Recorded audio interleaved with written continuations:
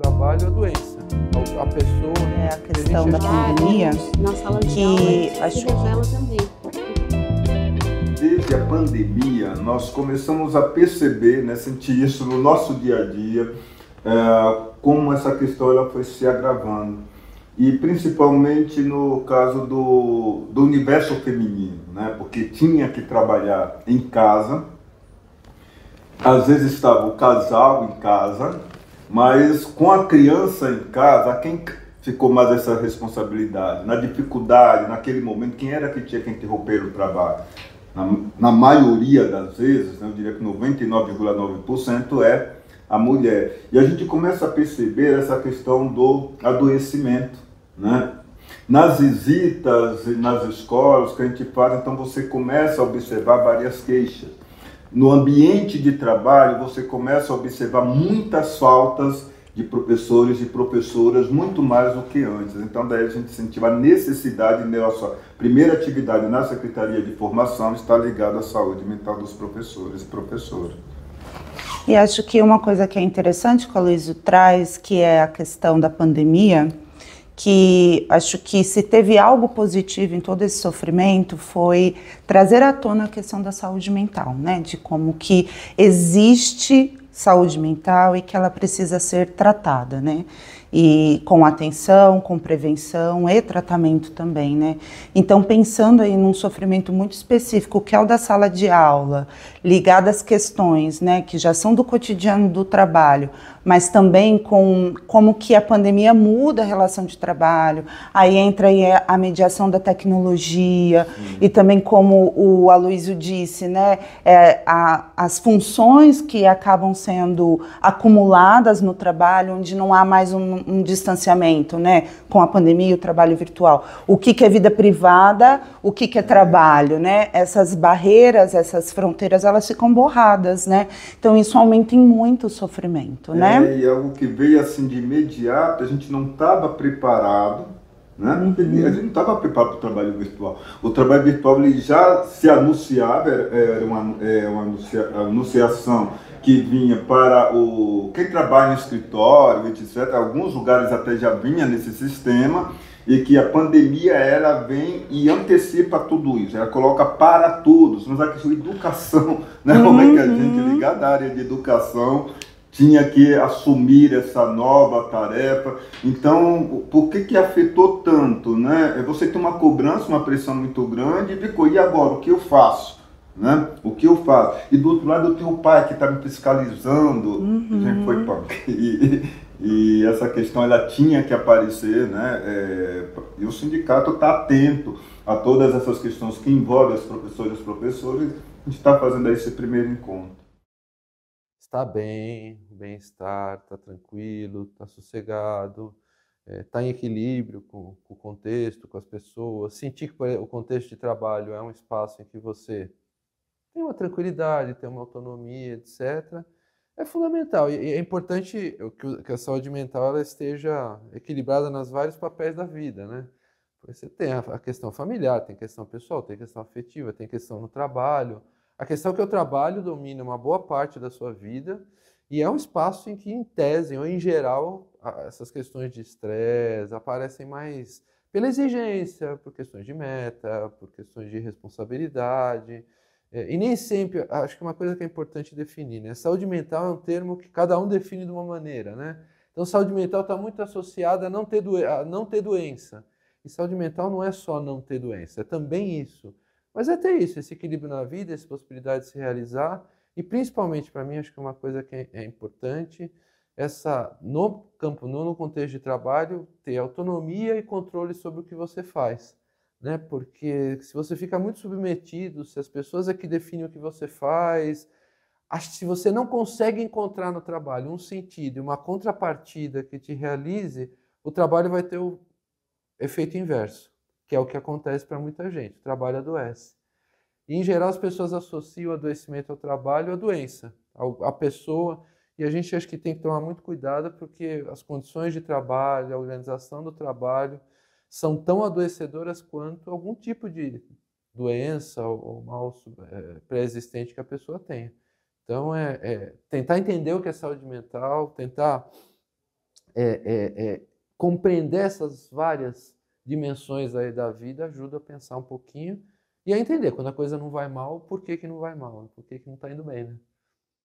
Ambiente. Então, os professores, em geral, sempre foram, ao longo da história, é uma profissão que sempre teve um reconhecimento social muito grande. E nos últimos tempos também esse elemento, acho que é um elemento que desencadeia um processo de sofrimento mental, muitas vezes, porque parece estar havendo um processo de desqualificação, de não tão importância e nos últimos tempos, por diversas questões sociais, como o negacionismo, a ciência colocada em xeque, muitas questões, acho que acaba que no ambiente escolar, nas salas de aula, isso se revela também. Então, são vários fatores que podem impactar a vida dos professores. As escolas hoje, eu trabalho em uma rede, né, que se discute muito a questão do socioemocional, né? Eu acho super positiva essa questão, que o professor ele tem que estar envolvido, sim, o olhar dele na questão até de avaliação, de processo do aluno tem que ter esse olhar, só que é esse ponto que você coloca. Eu me preocupo com o aluno, mas não há quem preocupe comigo, né? Eu tenho que cuidar, mas eu não tenho quem cuide de mim. E o professor, o assumir, né, essa preocupação, e quem vai, aí é o assunto que eu entendo, Aline, acho que você que é profissional de área, né, possa responder melhor, mas eu entendo que vai um monte de questões para que ele assuma essa, né, nossa, eu estou doente, eu preciso de cuidados, né? Sim, porque, né, além das pressões do próprio trabalho, se aglutinam as pressões familiares e pessoais e aquela ideia de que eu tenho que dar conta. Se eu não dou conta, eu sou fraco, tem alguma coisa de errado comigo. Né? Então, o primeiro passo de perceber-se que nós não somos superpoderosos, nós não somos onipotentes, né? Eu acho que esse é um passo que os professores e professoras aos poucos têm percebido. E aí o segundo passo, pedir ajuda, né? Também é difícil quebrar essa barreira, porque isso implica muitas coisas, inclusive às vezes ter que se afastar do seu trabalho, né, para se cuidar. Então como que é isso também? Mas concordo com a Luísa principalmente de que os professores e professoras enquanto classe, eles percebem que precisam de cuidados, têm feito a pergunta, né, quem cuida de quem cuida, né? Mas aí creio que o grande gap aí, o grande déficit nesse momento em relação aos empregadores que cobram, né, dos professores e professoras que cuidem dos seus alunos, que deem conta das suas atribuições e que não faltem no trabalho nem adoeçam, né? Então é preciso de um olhar, eu acho que mais amplo aí dos empregadores e empregadoras, né? Ter ações de informação e ter ações que pensem, por exemplo, quanto as condições de trabalho são boas, não são, e etc. E, no segundo momento, sim, ter algum espaço que possa cuidar quando algum problema acontecer, mas sempre tomando cuidado com a questão do estigma. Porque não adianta, se você chega para mim, você começa a ter alguma questão, todo mundo percebe, etc. Né? Então, a pessoa está deprimida, pronto. É como se colocasse um carimbo, já não posso contar com essa pessoa, já tem que tomar muito cuidado. Acho que tem que cuidar da pessoa, e eu diria que esse cuidado, no primeiro momento, deve ser esse cuidado mais preventivo, mais coletivo, e se por acaso alguém tiver alguma questão, acho que a instituição poderia intermediar. Né? Acho complicado quando a pessoa é atendida mesmo na instituição. Acho que dá para fazer a intermediação. Para mim, o melhor meio, a melhor estratégia é a prevenção mesmo. Quando tem qualquer tipo de sofrimento, a gente é preciso cuidar do ponto de vista individual, mas isso não se resolve, na minha percepção, não se resolve apenas nesse âmbito individual. É preciso ter um cuidado e ser tratado desse ponto de vista institucional. Se eu me posiciono individualmente, eu posso ser prejudicado. Eu penso que sempre a posicionamento coletivo ele é mais interessante. E se puder contar com algum tipo de, seja um sindicato, seja um grupo organizado dentro do lugar que você trabalha, você tem muito mais força e legitimidade. Mas o primeiro passo é reconhecer que tem alguma coisa que não está boa. E qual é a nossa tendência? Isso para toda a categoria profissional, né? É achar que não.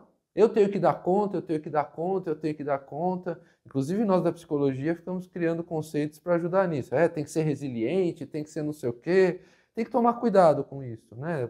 Não é uma tarefa individual, né? Acho que a percepção ela é importante, mas eu diria que a ação e a forma de lidar e enfrentar deveria ser prioritariamente coletiva, porque é mais fácil quando 10 pessoas ou um representante, por exemplo, de um sindicato vai conversar com o responsável pelos recursos humanos, são dois agentes institucionais conversando, não são. E aí você expõe muito menos as pessoas, por mais que tenha uma pessoa que seja a chave dessa questão. Outra coisa é quando eu estou me sentindo mal, vou conversar com o meu chefe imediato.